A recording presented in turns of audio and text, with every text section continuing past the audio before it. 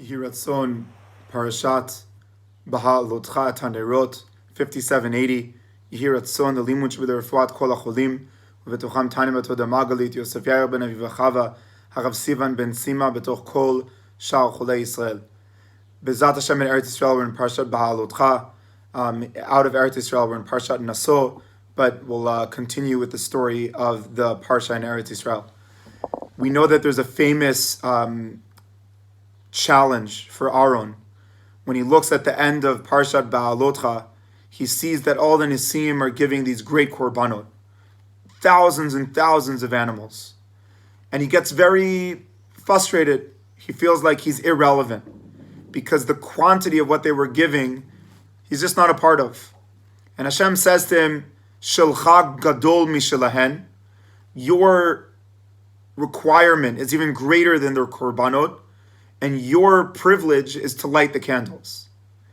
And the actual difficulty with this is that lighting a candle is not that difficult, not that special, and not that expensive. For the Nisim to bring the amount of copper and gold and animals might have been millions and millions and millions of shekel. It was an incredible statement to the world. We know that lighting a match takes a second. Putting it to a candle maybe takes another second. Wax costs maybe 3 shekel. And maybe if it's Shemen Zayit Zach, then it's 8 shekel. But really, at the end of the day, what Aaron was lighting was not expensive. It was not difficult. And it didn't show so much about the lighter, Aaron, that he was so giving and so caring. What is so unique about the fact that Aaron got to light the candles?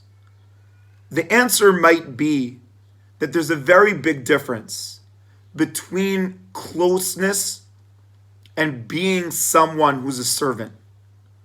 The farther that someone is, the greater that they need to do things that are big. The more that there's a lack of a relationship, it's measured by the quantity and difficulty of the things that someone does. I remember in the army, the ability for you to become a soldier at the beginning was to do things that were very, very big and very, very complicated, and you never carried a stretcher, and you never, ran for 8 kilometers, and you never slept, for 3 hours a night and still did all these physical things.